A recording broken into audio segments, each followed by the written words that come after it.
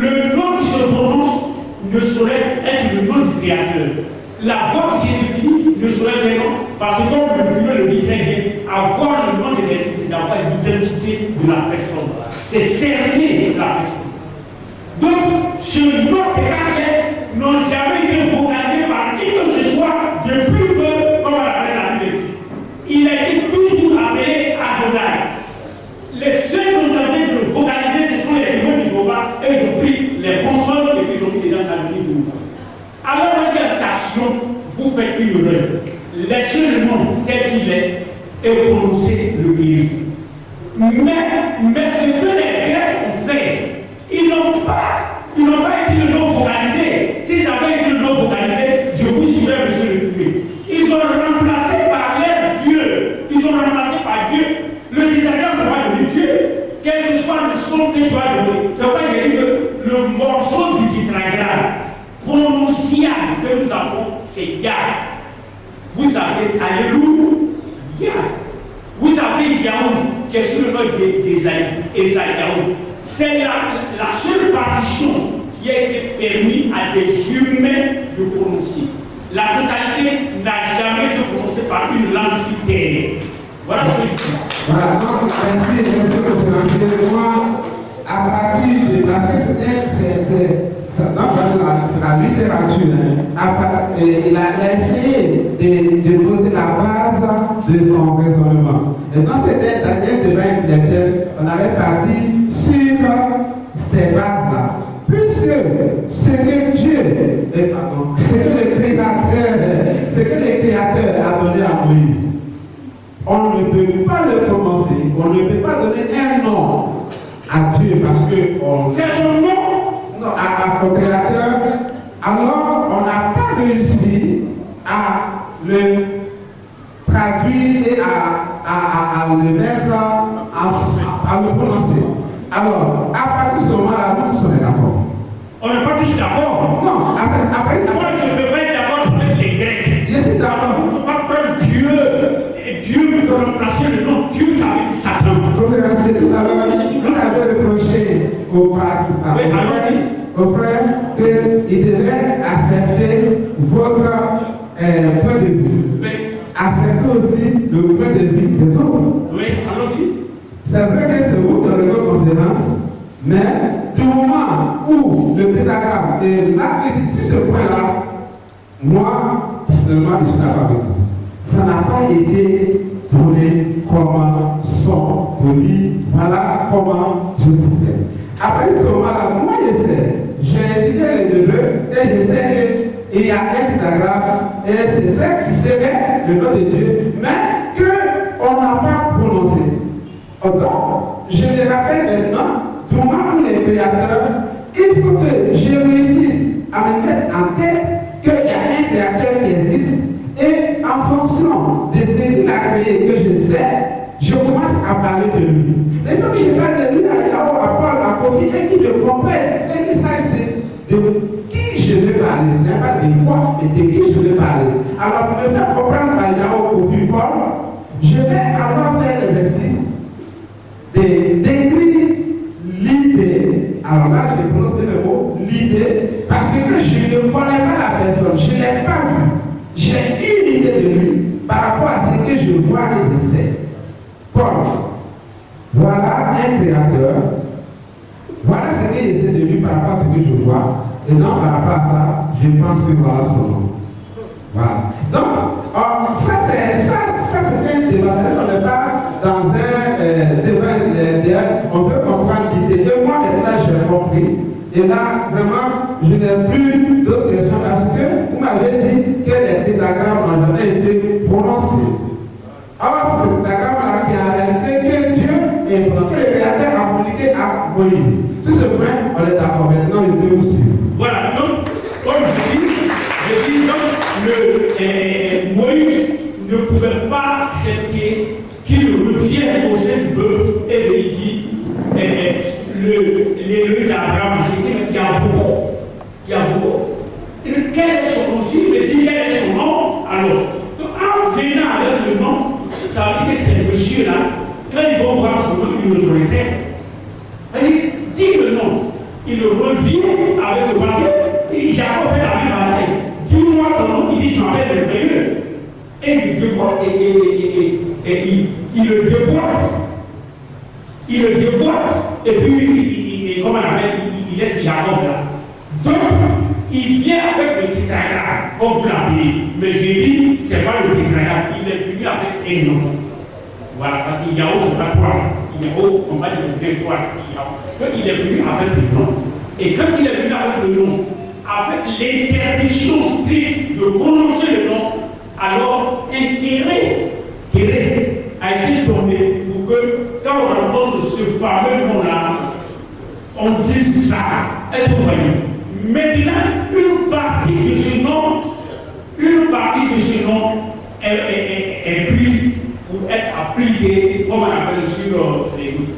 Mais c'est parce que, justement, Ishuraki a considéré que c'était tétragramme.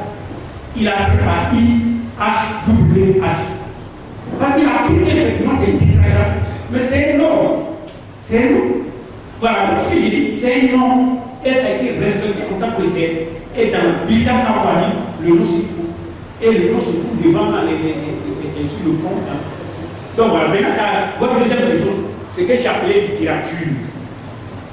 Je me situe dans le contexte grec. Pour les Grecs, les Hébreux sont des sauvages libres. Ils n'ont pas accédé à la civilisation. La civilisation, elle est grecque, elle est égyptienne. On doit prendre toute leur littérature, toute la littérature des Hébreux et la traduire en grec ou garder dans leur. Ils ont pris tout, ils ont tout traduit. Maintenant, chez les Hébreux, il y a la Bible, qui n'est pas de la littérature. À côté, il y a ce que des gens ont écrit. Et ce que les gens ont écrit là, ils ont tout traduit. Et quand vous prenez la Bible de Jérusalem, vous trouvez ce qu'ils ont appelé les deutérocanoniques, les apocryphes, Maccabée, Sirachide, etc.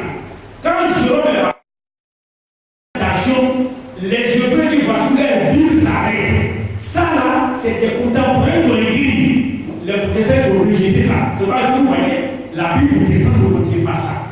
Les professeurs qui ont rejeté ça. Mais ceux qui ont pris, ils mettent des deutérocanoniques.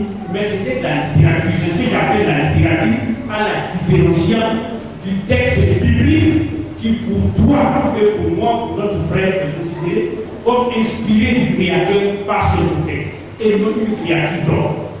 Voilà, c'est ce que j'appelais littérature. La littérature, c'est ce que les jumeaux ont écrit. À côté, la Bible, ce sont les textes inspirés, les textes révélés. Mais les deux par la tradition, se sont retrouvés dans le même volume. Et vous les trouvez dans la Bible catholique, vous trouvez Sirachide, Tobie, Maccabée.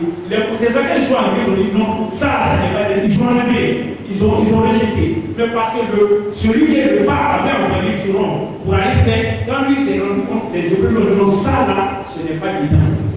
La Bible s'arrête ici, ça s'arrête à Malachi, ça s'arrête là, au Jésus. Ça, il a été. Et lui, il a signifié que c'est comme ça. Donc les protestants sont allés, ils ont rejeté. Donc, les protestants le fait de mettre de côté.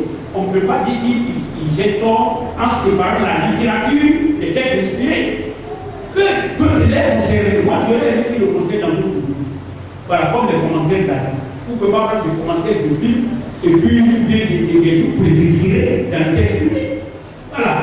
Donc, tout ça, ce sont des problèmes que les publics ont en gros. Quand vous regardez tout le temps, Scofield a fait beaucoup de commentaires. Il y a tout ça. Donc, c'est ce que j'ai appelé la littérature. Voilà. Pardon, on va progresser là. Pardon, si c'est possible. Si vous prononcez le mot Bible, qui signifie Biblia, ta Biblia, qui veut dire bibliothèque, un ensemble de livres. Avant donc qu'on décide d'appeler les tests de Bible, vous êtes encore avec moi, qu'il y avait la Torah qu'on appelait la Bible, il y avait la loi, les prophètes et les autres écrits. Parce que toujours il faut poser des bases de l'argumentaire pour avancer. Donc, dire la Bible signifie un ensemble de livres. Ta Biblia. Un ensemble de bibliothèques, donc un ensemble de livres qui donne le Bible en français.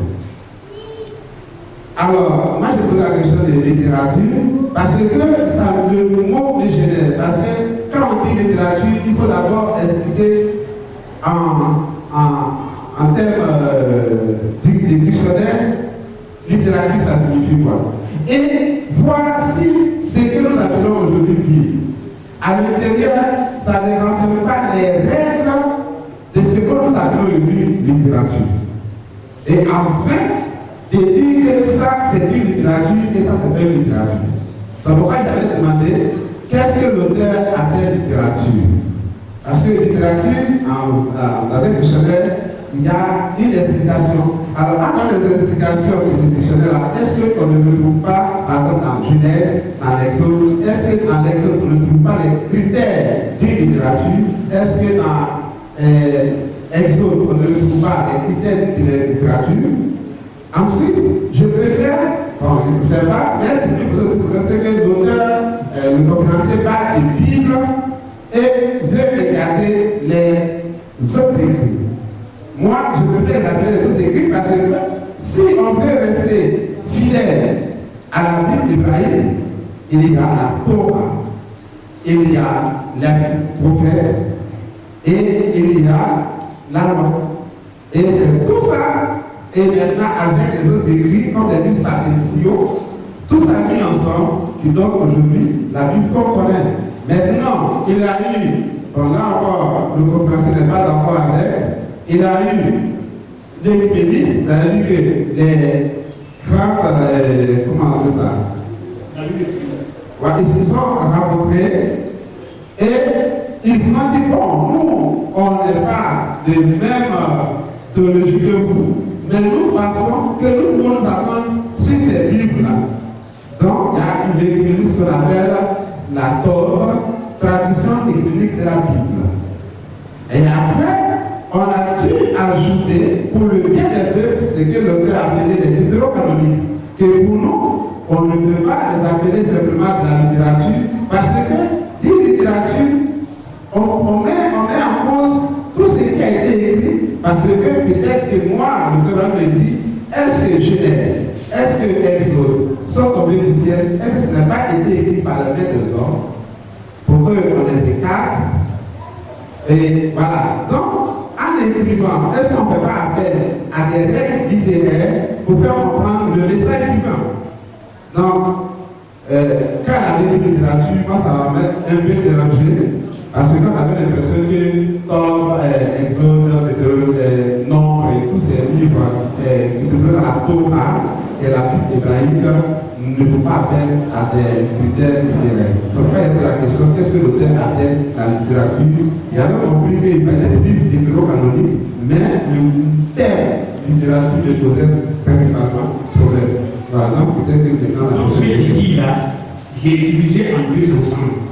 Les textes inspirés, reconnus comme étant produits par des prophètes. Et ils ont fait partie du Tanakh. C'est ça le Tanakh. Torah, les Kétouvim, c'est le Tanakh. Voilà, c'est ça que les Sédons ont traduit. Ils n'ont pas traduit l'autre matière, tout ça. Maintenant, il était question de traduire les autres écrivains qui étaient à côté. C'est les écrits là que moi j'appelais la littérature. C'est-à-dire j'ai différencié les documents inspirés des prophètes et les documents des hommes. C'est pour les hommes-là que j'ai appelé littérature sans m'atteler à la valeur grammaticale, machin du tout. Sinon, s'il faut juger la vie du point de vue de l'écriture directe, mais c'est le livre le plus simple en matière de littérature. En matière de littérature. Je me souviens, quand tu prends la Genèse, on dit le fruit de l'âme, de la recette du mal. Je me souviens encore, Madame Bouboué qui dit, mais pour ça, comment vous pouvez dire le fruit de l'âme? Moi, je ne peux pas écrire ça. Elle n'a pas envoyé sur le fruit. Comment la littérature va parler de fruit de l'âme? J'ai dit arrêtez là. Si je vois le fruit de l'âme, ça veut dire que quelqu'un ne va me l'amener. Donc, ce n'est pas le caractère littéraire de la Bible vraiment qui m'est. Surtout qu'on a l'interaction, c'est les seconds prophètes, ils ont fait selon leur degré de ce qu'ils disaient, qui plaçait les livres en deux. Les livres inspirés, reconnus par les différentes autorités spirituelles hébraïques comme venant du prophète et les autres hommes des hommes. Ils ont tout traduit à l'Alexandrie. Maintenant, Jérôme allait a dit non, ça, ce n'est pas dans les livres inspirés. l'Église catholique les a conservés. Mais en conservant, ils ont pris le soin pour les mettre à part, ils les ont appelés du Deutéronome. Ils n'ont pas fait la confusion. Les professeurs de l'esprit sont là qu'il faut évacuer. C'est ce que j'ai dit. Donc, ce qui dit que si on trouve des livres, c'est la traduction qui est à la source de ce mélange-là. Parce que la tradition avait été tradition de Bible pour la Bible, ils auraient mis ça. Voilà, évidemment, on parlait de Bible, ça encore, c'est un concept Bible égale bibliothèque parce qu'ils ont considéré chaque écrit des prophètes comme un livre. Les prophètes, ils n'ont jamais eu l'idée d'écrire des livres. Ils ont des messages qu'ils ont donnés. Donc les gens appellent la Bible, c'est-à-dire le livre. Biblia, c'est comment on dit terminé. Ça, on peut faire du son. Mais moi, ce qui m'intéresse, c'est le texte tel qu'il est sorti des mains des Hébreux eux-mêmes. Et quand ils ont créé les livres sacrés, il n'y avait pas les corps, les syllabies, les matapis, ce n'était pas dedans. Voilà. Maintenant, les littéraires ont mis ça et puis ils ont ajouté. Maintenant, ça, celui qui veut se cultiver, il se cultivera. Celui qui veut avoir des malus spirituels, il va s'arrêter au livre esprit. Voilà, c'est ce que je dis. Et bon, je crois que c'est vos questions. C'est quoi? Est-ce que la dernière, j'ai constaté, je me suis trompé, j'ai constaté que vous allez faire un travail de traduction d'hébreu. Parce que nous, beaucoup, ceux qui n'ont pas étudié hébreu, si vous parlez Brésil, ils ne vous comprendront jamais. Or, il faut communiquer le message du Créateur à des personnes que vous rencontrez. Donc, je me dis, en restaurant la Bible, vous avez fait un effort de traduction. Non, ce n'est pas une traduction. Ah, okay. C'est qui montre que quand l'autre dit qu'on a disqualifié le travail des autres, non, on a respecté les travaux, on a parlé de respiration. On a ajouté ce qui nous semblait essentiel et qui manquait, et la version sur laquelle nous sommes appelés a été la version du second de 1910. Pour ne pas démonter nos lecteurs soient habitués à écrire. Même quand il y a des phrases qui nous ont semblé, par exemple, second te dit, aujourd'hui tu seras avec mon mari. Mais le Messie lui-même, c'est le troisième jour qu'il a monté. Il ne peut pas être aujourd'hui au paradis. Nous l'avons restauré pour dire, aujourd'hui je te le dis, tu seras avec moi au paradis. Voilà, donc on n'a pas détruit le travail des autres. C'est clairement mis. Un travail s'appuie toujours sur ce qu'il a précisé, qui permet d'aller de l'avant. On a restauré, c'est-à-dire des trucs qui n'étaient pas normaux. Elle dit, les choses au commencement, et le créa les cieux la terre, et la terre était pour nous. On l'a enlevé, c'est défait. Parce que quand il crée, c'est parfait. Il ne peut pas créer, c'est parfait. Et quand il défait, pourquoi elle est devenue Tohubohu alors qu'on a toute la crise et qui s'est tuée. Donc, on a restauré certains passages. Ce n'est pas une tradition, on a rendu hommage à tous ces traducteurs passés et on a montré comment la pluie du jour a eu le temps ont été utiles pour le travail fait. Néanmoins, le travail a une limite et on a dit très bien dit que nous sommes des nains sur l'épaule des géants. Et si tu es un nain sur l'épaule des géants, tu peux voir sur une toiture ce que le géant ne voit pas. Et c'est ce que nous avons dit. Nous sommes des nains sur l'épaule des géants. Ce n'est pas une tradition, c'est une respiration. Voilà. Je crois que c'est ça la possibilité. Merci. Pasteur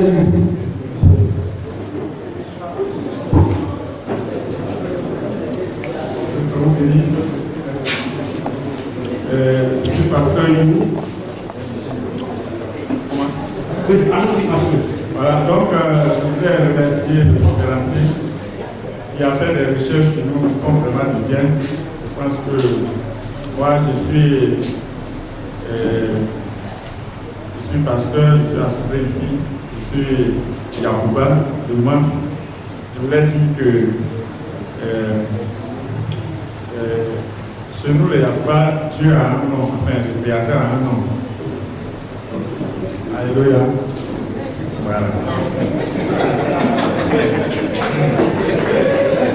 C'est comme ça.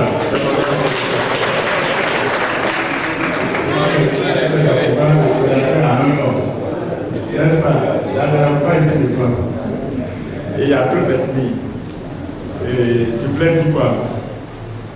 semble un peu dur de dire que si j'ai adoré le Créateur avec un nom différent, parce que lui-même il a donné un nom qu'on ne peut pas prononcer. Il a donné comment on le prononce. Non, on ne peut pas prononcer. Ça veut dire qu'il a donné le feu vert d'utiliser n'importe quoi. C'est qui n'est pas. Voilà. Il a donné un nom. Un nom que les enfants, tous les petits, on ne peut même pas bien prononcer. On ne profane pas. Voilà. Avec les Grecs, on donne pour eux. Et voilà. Donc je voulais dire que si par exemple il a donné lui-même un nom qui est difficile à prononcer et compliqué. Alors, moi par exemple, je suis soit malade et puis j'ai senti que le Créateur m'a guéri. Et puis, je le prends comme mon guérisseur. Je dis, oh mon guérisseur, sois béni. En quoi il peut vraiment, ça peut être un blasphème. Je n'ai pas dit que ça c'est une blasphème. Le Créateur, ça c'est natif. Je l'appelle ici guérisseur. Oui, maintenant tu l'appelles mon guérisseur, ça c'est natif. Avec quoi? Parce que vous avez parlé de blasphème, en quel sens alors? Par exemple, excusez-moi, chez nous les Yacoubs, on appelle Dieu Zran. Hein? Moi je dis Zran. Nous, vraiment, il nous connaît. Donc, je suis en train de lui dire que, mon Dieu, ce que tu m'as fait, ça me fait du bien, je suis content. Vous voyez? Et puis, il dit pourquoi il m'a appelé Zran? Et puis, il prend ça comme un blasphème. En quel sens vous pensez que si quelqu'un adore le Créateur en disant Dieu, c'est un blasphème? Voilà un peu. Vous êtes venu en retard. Voilà, certainement. Vous êtes venu en retard. Il a été démontré clairement qu'on ne peut pas faire l'adoration sans insignifiant. Parce que pour adorer et choses élues, on passe par Massia. Nul ne vient faire que par moi. Vous voyez, au moment où Moïse était absent, ils sont passés par le veau d'or. Ça a donné quoi? Ils ont dit voilà, et comme on appelle celui qui nous a sauvés. Voici notre sauveur pour faire le veau d'or. Ça a donné quoi? 3000 morts, bilan égal au bilan de la crise ivoirienne. Il a tué les gens. Pourquoi? Parce que celui qui le représentait était mauvais. Maintenant tu viens, toi tu le reprends par un couteau, et puis tu le mords par un couteau. Il va l'accepter. Pour ne pas le faire, il t'a envoyé son fils, afin que par son fils tu l'adores. Tu dis son fils là c'est moi. Moi je vais prendre une vache. Tu fais quoi? Tu n'es pas de blasphème. C'est ce que nous disons. Ici, il n'était pas venu à nous avec son nom et son fils. On devrait rester dans Zran, il n'y a pas.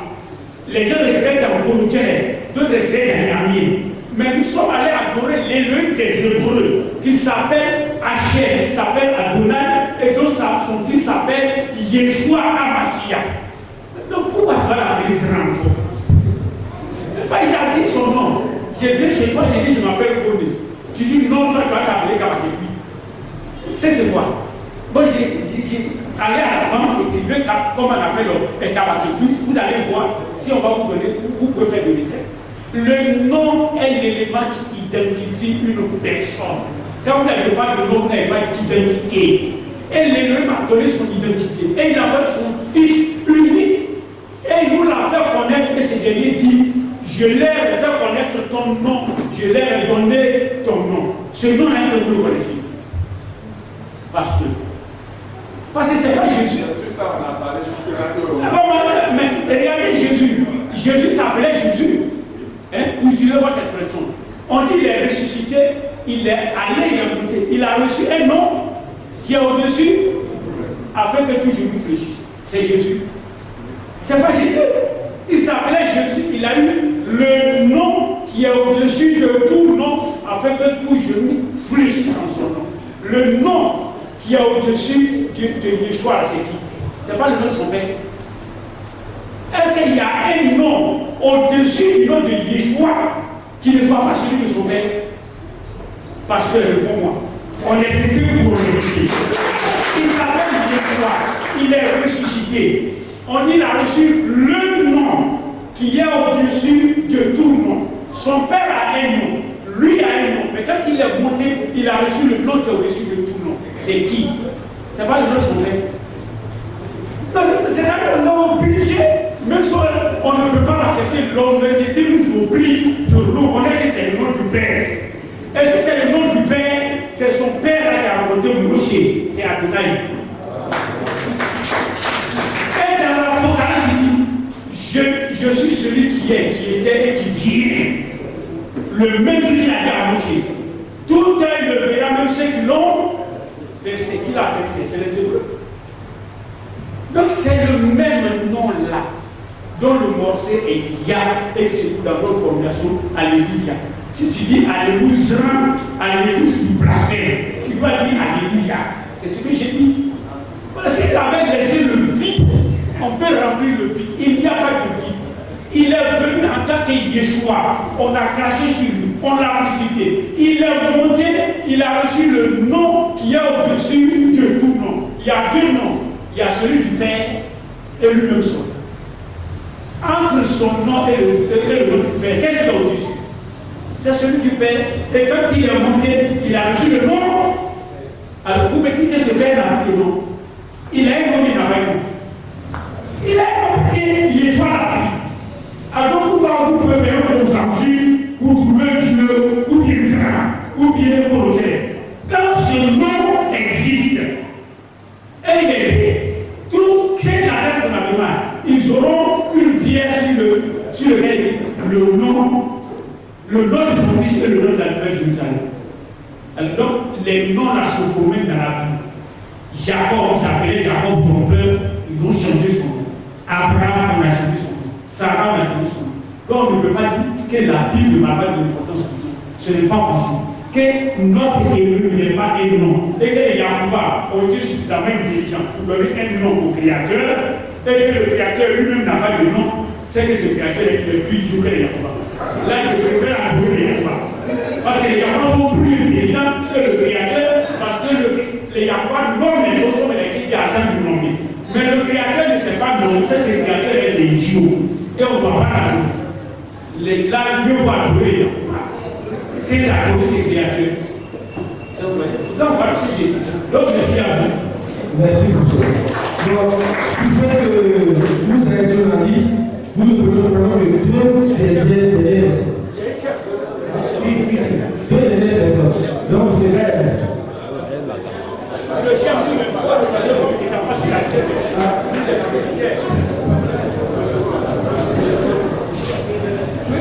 Je vous remercie.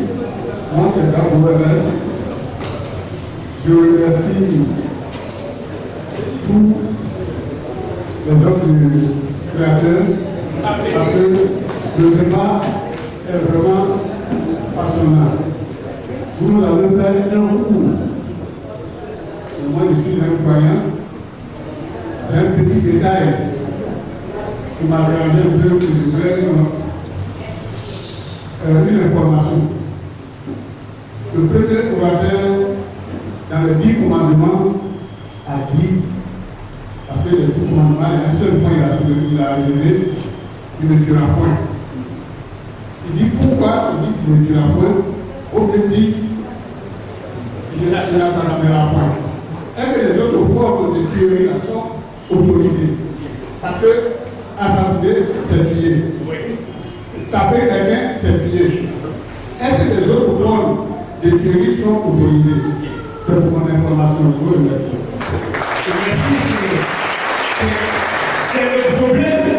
C'est le problème car la tradition et la restauration. Il est mis dans les commandements tels qu'on a eu, ils ont parlé de 10 commandements, mais en fait c'est 10 paroles. Il est écrit tu n'assassineras pas. Quand on dit tu ne tueras point, ça veut dire que toute mort donnée doit être condamnée. Or, il est dit un pour un, dans le temps. C'est-à-dire que si vous tuez, quelqu'un doit vous tuer. Or, si vous avez tué, vous avez assassiné. Celui qui vient vous tuer, il applique la loi du Créateur. Quand il a fini de vous tuer, on doit lui faire quoi? on va le tuer, puis on va le tuer, puis tout le monde va finir. Or, tu n'assassineras pas. Donc quand toi tu as assassiné, on vient maintenant t'appliquer œil pour œil, dent pour dent. Donc celui qui tue n'assassine pas, il applique la justice des textes divins. C'est comme avec attention, tu ne tueras pas est très large.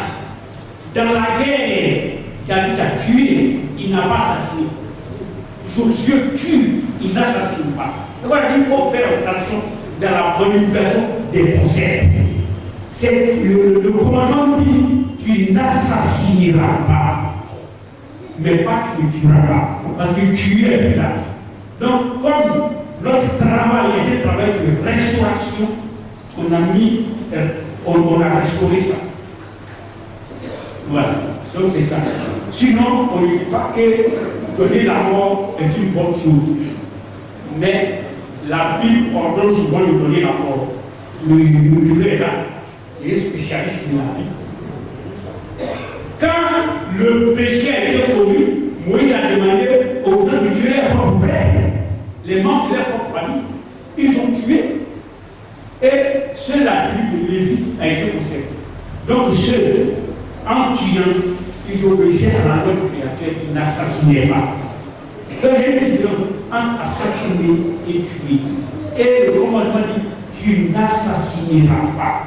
Et comme il était question de restaurer, nous avons dit, mieux vaut remettre cette version à sa place, tu n'assassineras pas que tu ne tueras pas.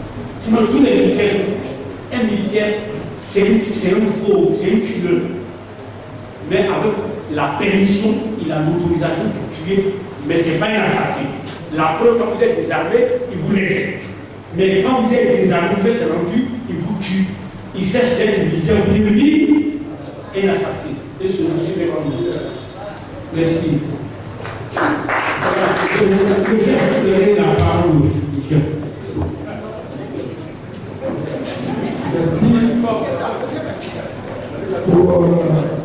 D'autres magistrats que vous pouvez nous faire,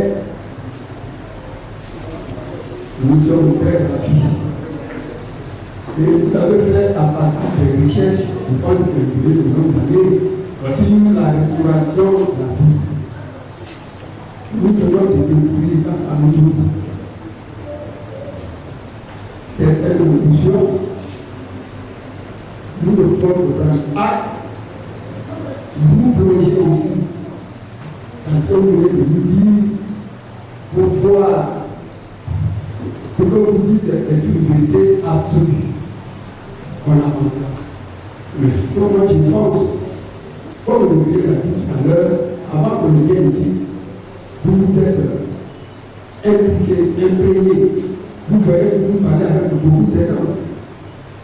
Ça veut dire que donc là, vous faites des recherches. Donc, nous avons appris et nous avons acte. Et puis, au-delà, si c'est la Bible,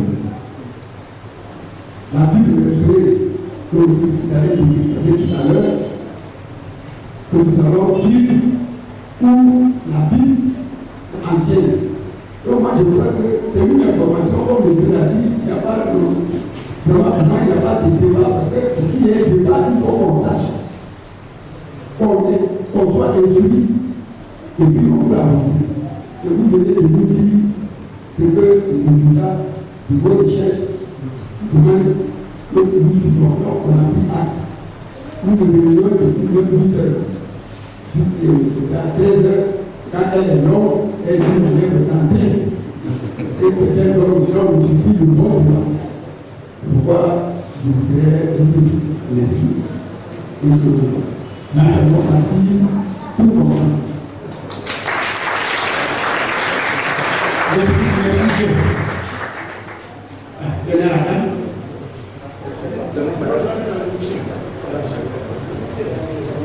Je voudrais remercier le conférencier qui me permet à poser une question, mais la réponse qui a été donnée, ça ne m'a pas satisfait.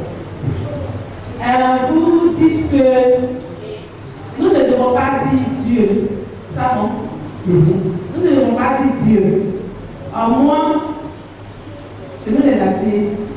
c'est Dieu. Ce. Nous l'appelons ce. Le Créateur, nous l'appelons ce.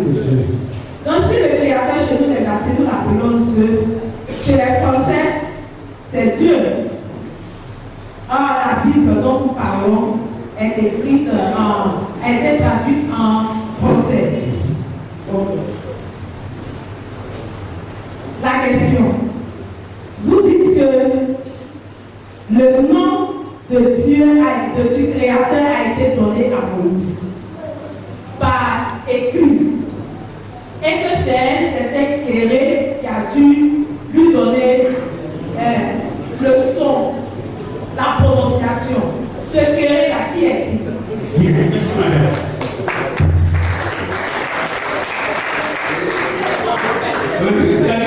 Oui, il y a une autre question. Voilà. Donc, le Kéré, c'est pas un nom, c'est pas monsieur Kéré. C'est pas un nom. Kéré vient de Kyria, Li. C'est-à-dire, Moshe a donné le nom et il a dit, quand vous arrivez là, voici comment vous devez. Quand vous arrivez devant le nom, dites Adonai. Il n'a pas dit dites Dieu. Il n'a pas dit Dieu. Il dit dites Adonai quand vous arrivez. Maintenant, c'est Adonai là. Ne le donne plus à quelqu'un que c'est Adonai est la force du nom, qui le représente le nom. Donc, quand vous allez arriver, le Dieu te dira Hachem. Hachem, ça veut dire le nom. Donc, il vient avec le nom écrit et il vient avec la manière de prononcer. Et c'est la manière de prononcer qu'on appelle le Kéré, un Kéré, la Kyriat. Sinon, ce n'est pas un monsieur. Monsieur Kéré n'existe pas. Ok, j'ai compris. Je ne suis pas satisfait. Malheureusement, ce ne sont pas un débat. Donc, maintenant, je vais te dire, si celui qui a envoyé le nom, qui vient avec mon chien, j'ai dit chien, elle s'appelle tout passe. Comment vous l'avez appelé? Vous l'appelez tout passe. Il est venu qui a appelé le Adonai. Maintenant, il arrive chez les blancs, il appelle Dieu. On fait quoi? On dit non, c'est pas Dieu. C'est Adonai. Ça va pas. Non, je ne suis pas convaincu, monsieur le conférencier. Malheureusement, ils ne sont pas à un débat. Donc, on ne parle pas assez. Mais, cette prononciation, puisqu'on nous fait savoir qu'en hébreu, il n'y a pas de foyer.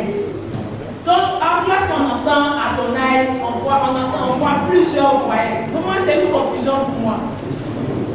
C'est une confusion pour moi. Comme c'est le Kéré, par rapport au Kéré, vous avez fait. Maintenant, je peux vous dire, quand on a dit en hébreu, il n'y a pas de foyer, ça ne veut pas dire que les gens parlent sans foyer. Voilà, il te dit Moshe, il y a bien le son haut. Il te dit Yor ou Zor, il y a le son haut.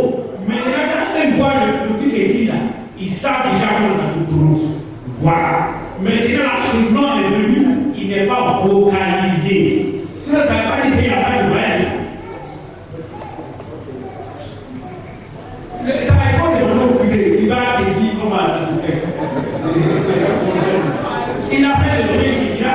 C'est écrit, quand vous prenez l'imagination, si on devrait écrire terre là, il va dire T et puis R, c'est tout. Vous arrivez, vous allez écrire, vous prenez Tiri, Toro, Tara. Mais eux, avec le sens de la phrase, automatiquement, ils savent ce que c'est. Donc, c'est une langue consonante. Mais les majorettes, elles sont venues après et puis ils ont ajouté des voyelles. C'est avec ça qu'on a déroulé après. Mais l'hébreu, c'est une langue consonante.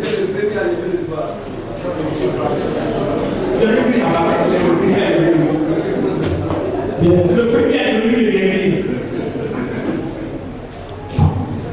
Ok. Je vous remercie la conférence de ce matin. J'ai plusieurs préoccupations, mais comme on a passé du temps, je vais en poser seulement que une. Le conférencier a dit tout à l'heure que l'adorateur, pour atteindre, je crois, le signifié, doit passer par le signifiant. C'est ça? Et maintenant, vous avez dit que les chrétiens adorent le soleil. Maintenant, dans ce moment, si on adore le soleil, quel est le signifiant? Parce que le chrétien prie au nom de Jésus. Voilà, donc c'est, pour moi, le chrétien le signifiant du chrétien c'est Jésus. Maintenant, quand tu dis que tout le monde adore le soleil, donc quel est le signifiant en ce moment-là? C'est que je te dis là, le chrétien là, moi je vais te faire comprendre, le chrétien là, il est différent. Le chrétien apparaît au 4e siècle. Le christianisme naît à l'an 325 avec Constantine. Avant ça, il y a, comme on appelle ceux que les écrivains appellent les Gnostiques. Voilà, ils sont différents des chrétiens. Et les protestants sont des catholiques fâchés. Ils se sont fâchés, on les appelle des protestants. Ils protestent. Voilà. Donc, les chrétiens dont tu parles là, ils sont nés au 4e siècle. Ça, c'est une autre dimension de la restauration. Actuellement, je travaille comment le culte était organisé du 1er siècle au 4e siècle. Parce que si tu as regardé, celui qui appelle Jésus là, ils allaient au temple, ils priaient comment? Ils se mariaient comment? Ils mangeaient comment? On n'a pas. On a le culte organisé après le concile de Nicée et qui nous a donné des fêtes, etc. Donc vous n'avez pas toute l'adoration des 3 premiers siècles. Ça n'existe pas. Mais ce n'est pas de ça que je suis venu parler. Sinon, si tu veux parler de chrétien, le chrétien, c'est celui justement qui adore le Christ. Et le Christ qui est né en décembre, dont l'anniversaire est fêté en Noël. Ça, c'est le chrétien. Mais les premiers n'ont jamais fait. Voilà les pères primicés. Comment on appelle Alexandre Duson, personne n'a fêté Noël avant le 3e siècle. C'est une institution des jours. Donc, c'est vrai que quand tu dis quel est le signifiant des chrétiens, je veux comprendre que toi, en homme innocent pur, tu veux dire que celui qui suit Yeshua est son signifiant. Son signifié devient Adonai. C'est-à-dire qu'il adore Adonai par Yeshua. C'est pourquoi il a dit que la vie éternelle, c'est qu'il te connaisse quoi? Le seul vrai élu est celui que tu as envoyé, Yeshua. Donc, Yeshua dit, nul ne vient au Père que par moi. Maintenant, si vous adorez Dieu, vous adorez Satan. Et c'est ce que j'ai dit. Satan, Dieu, c'est le soleil, on appelle Dieu. Tu vois, les ordinateurs les plus malades, tu mets où tu mets Dieu. Ça va qu'ils disent, c'est Dieu. Ça, voilà. Les ordinateurs les plus traqués, ils disent que Dieu, c'est le soleil. Les Indiens l'ont adoré. Alors, si vous adorez Dieu, vous adorez Satan. Mais toi, dans ton adoration, dans ta tête, tu ne veux pas adorer Satan. Tu veux adorer le vrai créateur. Malheureusement, en passant par Dieu, tu l'as été. Aaron voulait adorer celui qui les a libérés. Il est passé par Dieu, le soleil. Et puis, il y a une parole. C'est ce que j'ai dit. Bon, comme tu ne prends pas le temps de bien cadrer, sinon si tu cadres, tu verras. Dieu, si tu passes par Dieu, tu as pris Satan. C'est même pas une recherche profonde. Fais un ordinateur, tu fais une correction, tu mets Dieu qui est Dieu. Seulement, je crois que je ne pas entre les chrétiens, c'est-à-dire les chrétiens du 1er siècle et les chrétiens. Ils sont différents, ils ont été persécutés par les chrétiens. Ceux du 1er siècle, ils ont brûlé les documents. C'est vrai qu'on n'a pas les origines de la Bible. Ils sont différents, on les a massacrés. C'est parce que le temps est parti. On les a maltraités. Les Juifs les ont maltraités, l'Église catholique les a maltraités. Ils étaient différents, ils ont dit. Certains même, les chrétiens du Cappadoce et du Pôle, certains ont passé des temps sous la terre. Ils sont entièrement différents, ils ont été massacrés par eux, persécutés par eux. Ils sont pas les mêmes. Voilà. Ils ont disparu au XIIe siècle. Les musulmans, quand les musulmans sont venus à les retrouver, le Coran les appelle les Nazaréens. Mais ta question c'est que tu confonds les chrétiens et les Nazaréens. Dans le livre des Actes, on dit Paul était considéré comme le chef de la secte des Nazaréens. C'est écrit dans le livre des Actes. Qu'il était le chef de la secte des Nazaréens. Ces Nazaréens-là ont vécu jusqu'au XIIe siècle. Et les chrétiens qui ont vécu, les chrétiens les ont massacrés. Et retournez dans l'histoire, le christianisme, il est né à l'an 325, c'est une construction politique, théologique. Et ça, moi je ne suis pas venu pour ça.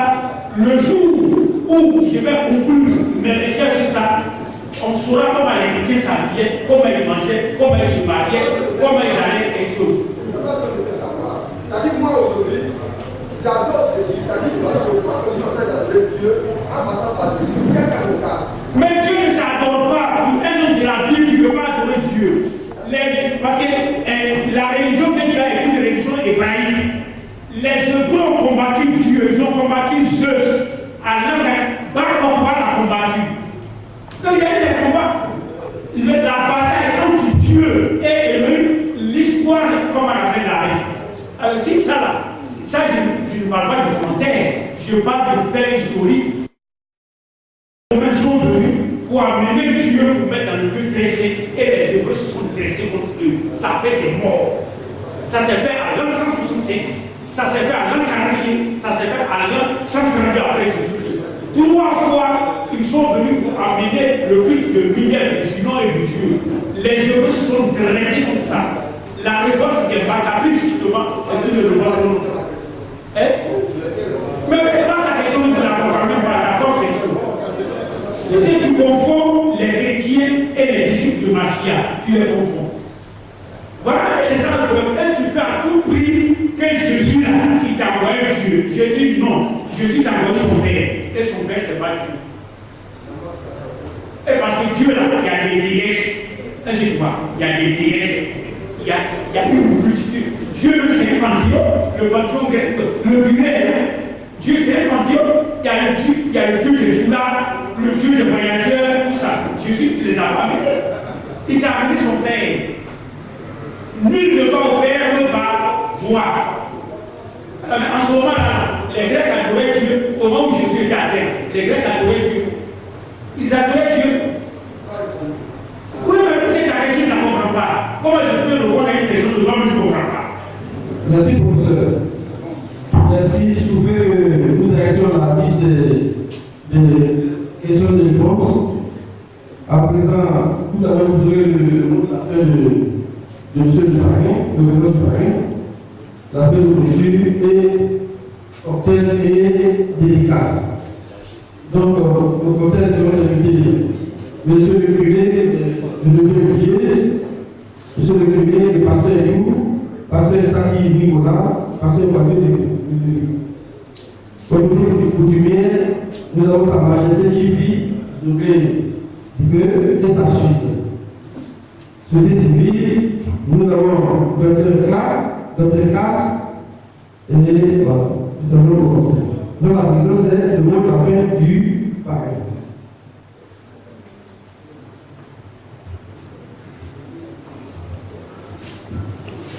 Monsieur le ministre des Cultes, Monsieur le professeur, chers membres de la mission apostolique de l'Union des rabbis chinois, mes frères, chefs traditionnels, gestionnaires d'une autre grande tradition de la grande région de la Nara. Chers ministres et honorables invités, le matériel a pris le pas sur la spiritualité, faisant de notre société un monde sans repère ni malheur. Ce constat est fort heureusement contrarié par des actes hautement spirituels qui redonnent de l'espoir et montrent que le Créateur est au-dessus de tout.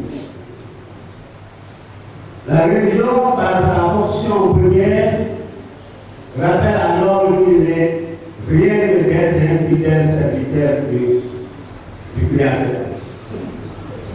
C'est pourquoi le Créateur a mis à la disposition de l'homme un référentiel universel qui est la Bible. Et dans d'autres religions, on parle du Coran. Mais comment rendre la Bible accessible et adaptée dans le temps par rapport au temps? La mission apostolique de Rabbi Victor, c'est d'essayer à cet exercice d'une haute portée spirituelle, intellectuelle et religieuse. Le fruit est là. Il s'agit de la réécriture de la Bible. En somme, la Bible restaurée. Je voudrais saluer les initiateurs du culte mondial et les encourager à explorer d'autres chantiers spirituels. Je voudrais louer vos mérites et vous féliciter au nom du monsieur le maire, j'allais dire au nom du maire Traversina, et de tout le conseil municipal pour cette initiative aussi. Par votre action, vous sortez la Bible des sentiers battus pour lui donner une autre vitalité et un regain d'intérêt. J'exhorte tous les membres de la mission géographique à s'approprier cette Bible par pouvoir. Quant à vous, chers amis, frères et sœurs présents, je vous invite à renforcer et à approfondir votre foi par la lecture et l'étude de la Bible restaurée. Tout en souhaitant plein succès aux initiateurs pour faire connaître la Bible restaurée aux quatre coins du monde, je vous remercie tous d'être venus. Je souhaite un bon retour à ceux et à celles qui sont venus d'ailleurs. Que le Créateur bénisse la Côte d'Ivoire, j'allais dire que le Créateur bénisse la commune de Souré, la région de Nanawa et enfin la Côte d'Ivoire.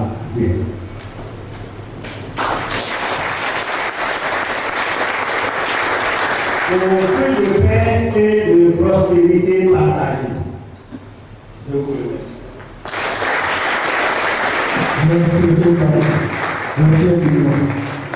Bien, je rappelle que nous sommes presque à la fin de la cérémonie qui va s'achever par un cocktail et à la dédicace de la Bible. Bien, donc tout à l'heure, nous irons au cocktail au public politique. Nous avons le représentant de Paris, la directrice de la culture et de la francophonie. Nous avons le président du jury international, PDH, et la présidente de la Géorgia économique. Géorgia international. Au côté religieux, nous avons le pasteur Liu, le pasteur Saki Nicolas, pasteur Quadio du Louis.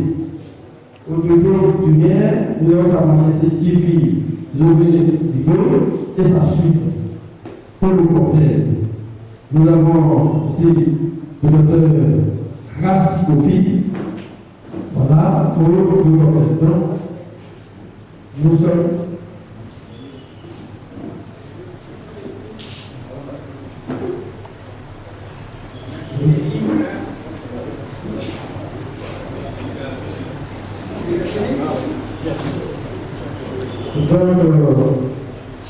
Après le fait de l'arrêt, nous allons faire la prière de Jésus.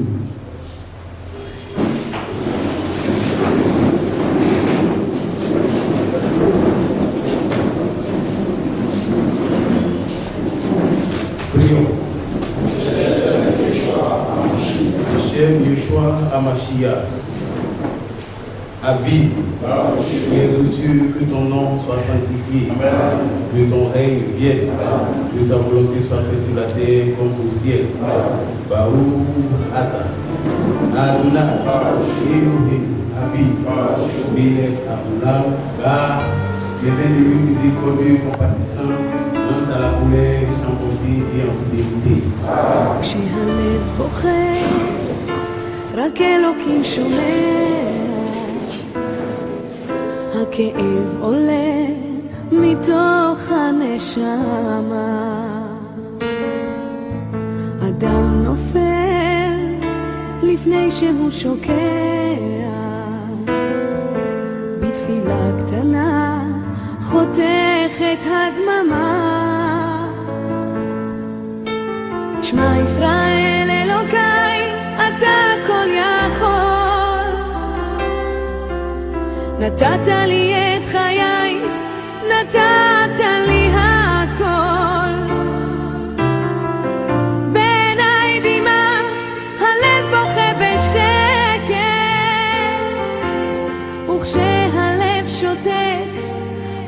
הנשמה זועקת. שמע ישראל אלוקיי, עכשיו אני לבד. חזק אותי אלוקיי, עשה שלא אבחר. הכאב גדול ואין לאן לברוח. עשה שיגמר כי לא נותר בי כוח.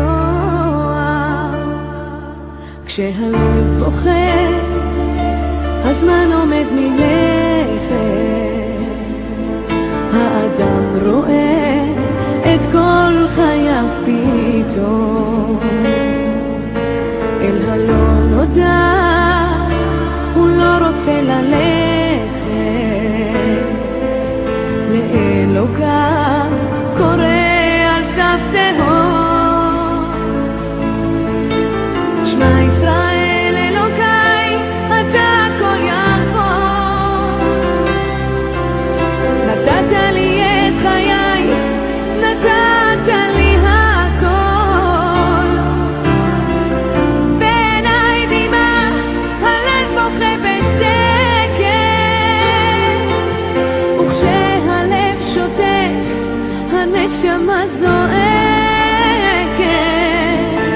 שמע ישראל אלוקיי, עכשיו אני לבד. חזק אותי אלוקיי, עשה